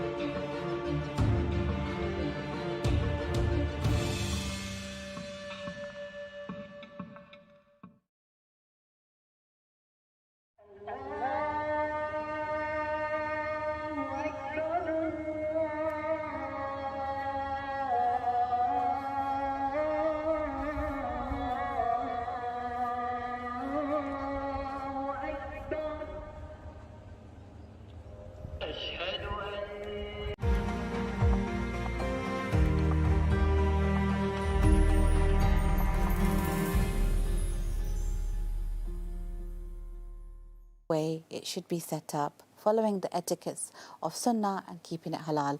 We're going to go to Entrepreneurs Unlocked and have a little conversation with Faiza from Iman. I'm a primary school teacher by profession, and I've now become a toy designer, part-time mum. All the products that we design are interactive. It speaks. One that's learning how to pray takes the prayer book. They sit down, they press the buttons. It's like having their very own teacher. I do get messages like, my son woke the house up for Fajr today because of his smartwatch. When I found out that a child is now excited to wake up for Fajr because his smartwatch woke him up and he's waking the house up, I feel like that's my job done. That's enough. That is the kind of feeling that I love.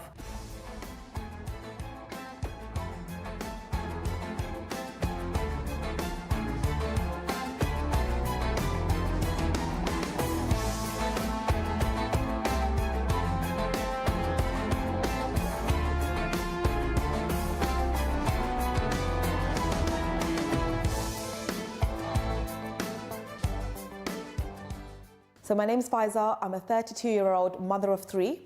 I'm a primary school teacher by profession, and I've now become a toy designer, part-time mum, teacher.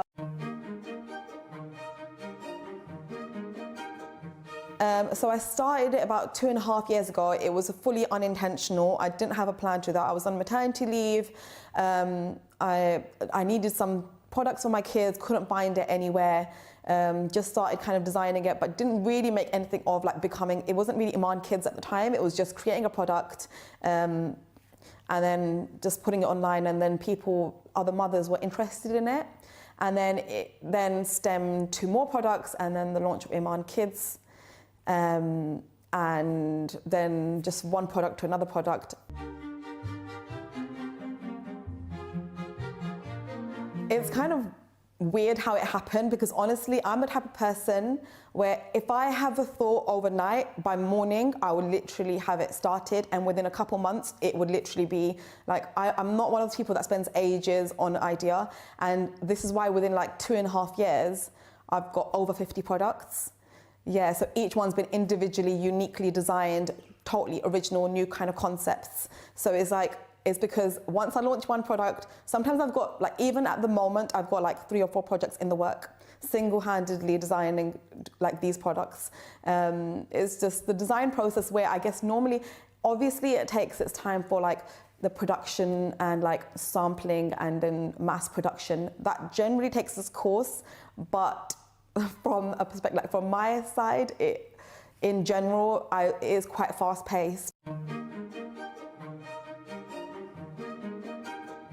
Yeah, so honestly, it was products that I was looking for at the time, didn't exist. Nowadays, for example, kids are struggling with traditional means that we grew up with. So just using a book to learn, they can't do it the way they can't sit down and learn. So, for example, for my kids, getting them to say their daily du'as was a bit of a struggle. So then I designed this poster that they hang in their bedroom. They press the poster when they wake up, it says the du'a. You know, so throughout the day, they can go to this poster, they can press it and they can listen, and that way they will memorize it easily as well. So all the products that we design are interactive. It speaks. It also makes it easy for busy mums like myself. So you can hand them their sound books. So I've got a series of sound books now, which is one of our new products.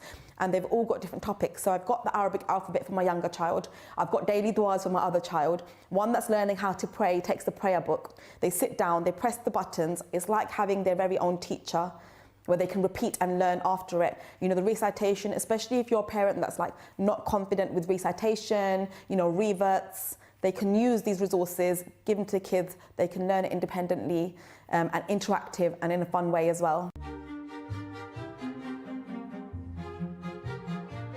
Yeah, so a lot of the time it's products that exist, for example. Say like my kid enjoys puzzles. I'm like, okay, how can I add an Islamic twist to this?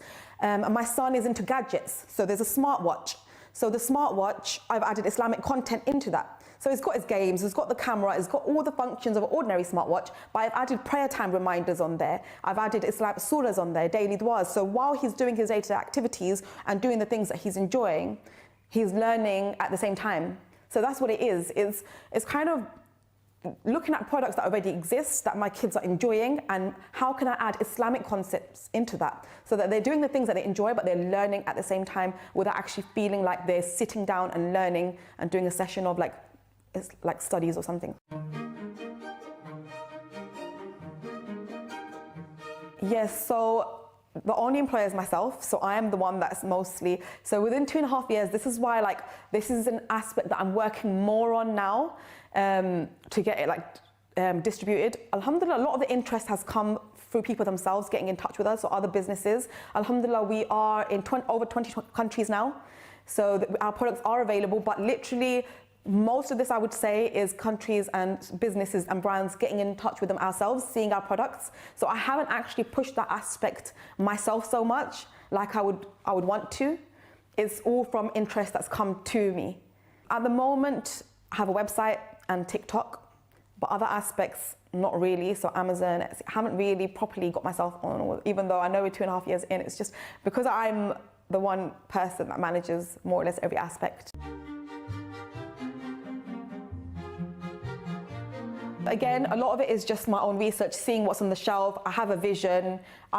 For me, it's a big thing to have it something that I'd like to see it in shops, on shops shelves one day. So packaging is a big factor for me. So again, a lot of it is just through research and just having a vision, and that's it really. In all honesty, I just feel like if you have a vision and you have the confidence, it's something that I've learned over time because I don't feel like I had the confidence to begin with.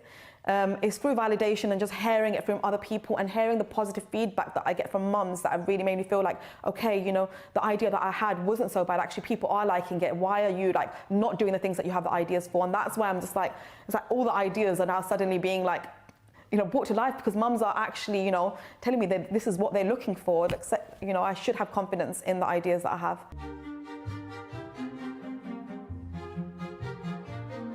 Yeah, of course, it's really nerve-wracking. Obviously, mashallah, they're very big business people and, you know, they know their stuff.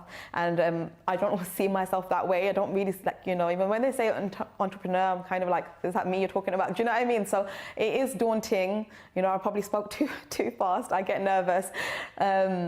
But, you know, at the same time, hearing positive feedback from them is a nice thing at the same time as well. So. Well, to be honest, one is, but like, I do get messages like, my son woke the house up for Fajr today because of his smartwatch. So that was one that really stood up. So when I found out that a child is now excited to wake up for Fajr because his smartwatch woke him up and he's waking the house up, I feel like, you know, things like that is like, that's my job done. You know, like that's enough. That is the kind of feeling that I love. And even see my own kids do that in the house is like, yeah, I love that.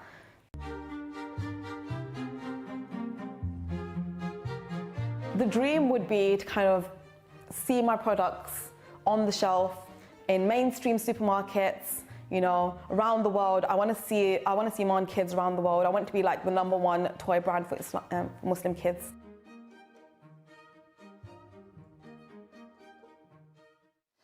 Welcome back. That was the amazing Faiza from Iman Kids. I personally use a lot of her designs and products to educate my children when it comes to Islamic literature and just fun games that have become part of our daily lives, yet are constantly educating us about our deen, mashallah. So if you haven't already purchased, please pop onto that website and give her a little order, inshallah. Now we're going to go to our next video, which is going to take us to the first ever Halal Business Forum event.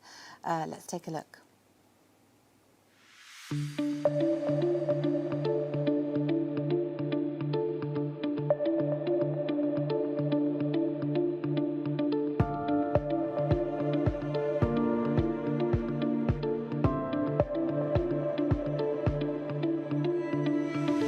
I believe if we focus on non-Muslim countries, which means Muslim business communities in non-Muslim countries, those communities are doing great business-wise. I mean, I noticed personally, and I've seen that in many official reports, the impact of Muslim business communities. It is in many times, including UK, larger than their percentage as a population. So this means they are going beyond their percentage in population through businesses. And this is not the whole story, because when we consider business, we consider doing business and we consider the impact of that business through donation and charity. So when we look at, again, because we are here in London, at the Muslim business communities, they are doing great in business and they are doing great even on charitable activities, including lots of engagement in the society, focusing on the needs on the whole society, not just the Muslim business communities or the Muslim communities.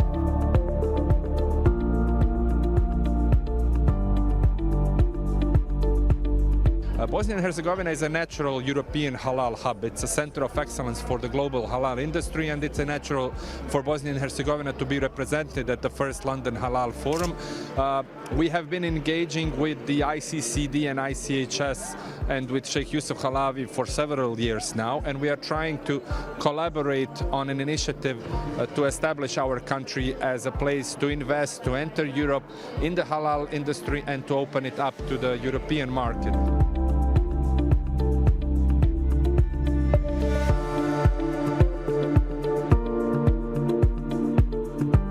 We are very excited to be here because it's the first London Halal Forum. It's the first of its kind in the UK and in Europe, and we think this is an excellent opportunity to exhibit, but also to meet partners, existing partners, new partners. There's a conference in the background where industry experts talk, from halal modest fashion to Sharia compliant financing to halal tourism. So everyone is here, and it's a great opportunity to network, to learn from each other, to connect and to find new contacts. Our objective is to support businesses all over the world, especially halal investment, through supporting networking, organize B2B meetings, facilitate matching of businesses. In addition, we are delivering other services like free consultation, plus market research, feasibility studies, all of these things. Plus we are facilitating what we can say the paperwork for funding or with financial entities. We are seeing a lot of friendly faces, a lot of useful panels, some workshops that really benefit the halal industry in general. And I think Bosnia and Herzegovina can be sort of a role model for other countries, because we are a European secular country where halal is not imposed by law or by anything, how other countries can really benefit from halal, at least from the business side. So we are happy to be part of the London Halal Forum, and we will probably be here next year and at all other ICCD and ICH events in the future. When it comes to trade, the production of halal products happening everywhere, including UK. So governments, not just Muslim majority countries who are big consumers, but even producers such as from Brazil, which is a major exporter, one of the, in fact, largest exporter of halal products, United States, United Kingdom, they are part of this global supply chain of halal trade. Now, this event today is being sponsored by or organized by the Islamic Chamber of Commerce, sponsored by a Saudi Arabia-based investment company called Halal Devco, as well as some of the industry partners from Saudi Arabia, which demonstrate some of the challenges and opportunities. From Saudi Arabia side, we have today representing the Muslim world, Muslim majority countries who are net importers of halal products, meaning even as Muslim, they don't really supply their own halal product, they're dependent. It also creates an opportunity which makes a linkage with the rest of the world. Countries like UK, US, Brazil, etc. Are able to build bridges through halal trade. So one of the themes that's fascinating about this event is halal and tayyib for humanity. Because halal ultimately is to be good, healthy, good to the environment, and tayyib is wholesome and healthy. These are values that are universal. So in London, connecting with the themes of sustainability and environment, this event brings the wider impact of halal, which is not just for Muslims.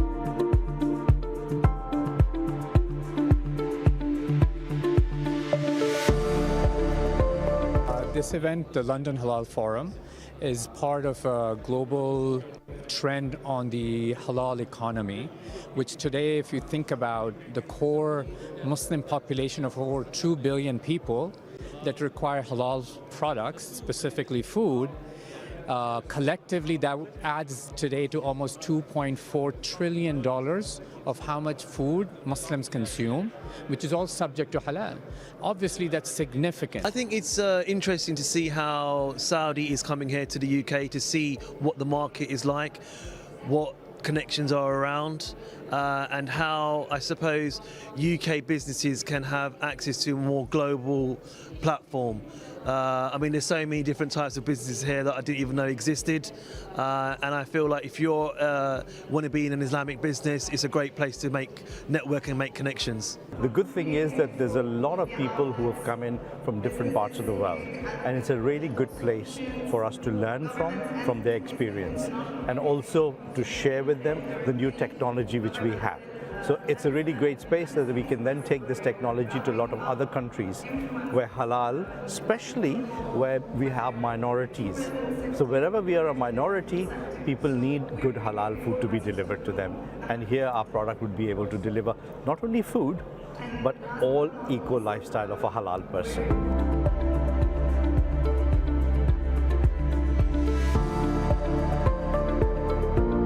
The idea is we're inspired by sifr as an invention that actually Muslims, or you can say the East, came up with in order to develop everything that we have now. We depended on sifr. We depended on the invention of zero to give us algorithms, and now what we have today in modern tech as well. So the idea is 3 pillars. It's to engage, expand, and elevate. Make sure I got that right. So we're engaging through conferences like this, where we're bringing the latest tech. We're helping people network effectively using AI, and we have AI hubs. We've got one of our brothers, Amin, who's walking past right now. He's an AI expert who will be giving free consultations to companies. And then we have, expand the idea of education, cutting edge. Mashallah, you're an example of somebody who's always studying, somebody who is, mashallah, tabarakallah, always, as we say, from the cradle to the grave, always learning, right? That's exactly what we want to do with this platform, deliver the bleeding edge of learning from AI to leadership and beyond. And the last thing is elevate, that is entrepreneurship support. And this is where for the last 10 years I've been working in this space, helping early stage startup get the support they need from Mauritania to London and beyond, inshallah ta'ala. Unfortunately, there's a lot of people in the UK, for example, who, especially women, unfortunately, who come here as wives. They don't have very much education, and what they know is what they've been told. And I think that is one issue, but not the only issue. And even for people like me, born Muslim, born in the UK, and if when I was younger you said halal, I would say chicken. That's how it was. I didn't know about halal finance, halal products, halal services, halal holidays. I'm learning all of this now, and I want to teach other people. So I did actually a whole episode when I presented on World Service about halal holidays, because it's so important to differentiate what is a halal holiday. And at the same time, I was educating myself, and I think the lack of education, but not just education, I think it's how you communicate, because a lot of words are quite complicated. People don't understand, and people with the knowledge, and I'm not saying they're doing this on purpose, but they will use their knowledge and they'll use the abbreviations, and they think that's okay because everyone should understand, but they don't. And let me give you a really good example. Like I scrolled across TikTok yesterday, and I found something where two doctors, mother and son, were explaining something very common but very complicated, premenopausal symptoms, and they used kitchen like ingredients. So they picked up eggs and they picked up a utensil, and I completely understood what they were saying at the end of it. And I think, okay, we don't need to go to that extent, but we really, really need to tone down our language and make it as simple as possible, not just for people who are not Muslim, but also Muslims. There's a lot of Muslims who do not understand the financial Islamic sector. We have a lot of organization here from all over the world. We can support each other in supporting halal economy, even through a lot of services between us, even governmental authorities or organizations and businesses. Okay, we can collaborate with each other to spread halal culture all over the world. I think it's very, very, very opportunity to spread the culture of halal all over the world, especially in this event. Also, our company do a lot of events like London Halal. We make a Makkah Halal Forum in Middle East. It's a huge event also, spreading halal culture between companies and any organization in Middle East. I know it's very important to know a lot of what is halal.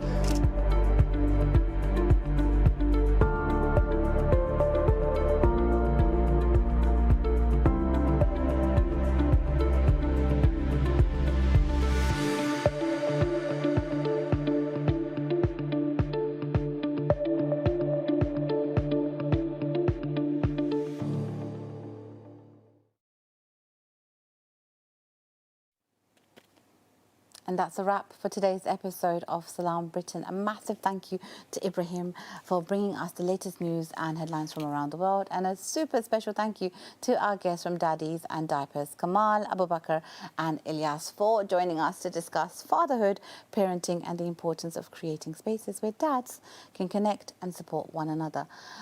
It's been a brilliant show. It's been an insightful conversation. It's just been so much fun, and I'm so glad that we're ending on a high. I hope you enjoyed the first ever coverage of the first Halal Business Forum, and I hope we've inspired you this week to try something in the kitchen of your own from our kitchen segment earlier. As always, we love hearing from you, so if you've got anything to say, reflections, thoughts, ideas for the future shows, you can pop us an email at sb@islamchannel.tv. Thank you for spending part of your morning with us this morning. Until next time, take care, stay well, have a wonderful day. You've been watching Dareem on Salaam Britain. Assalamu alaikum.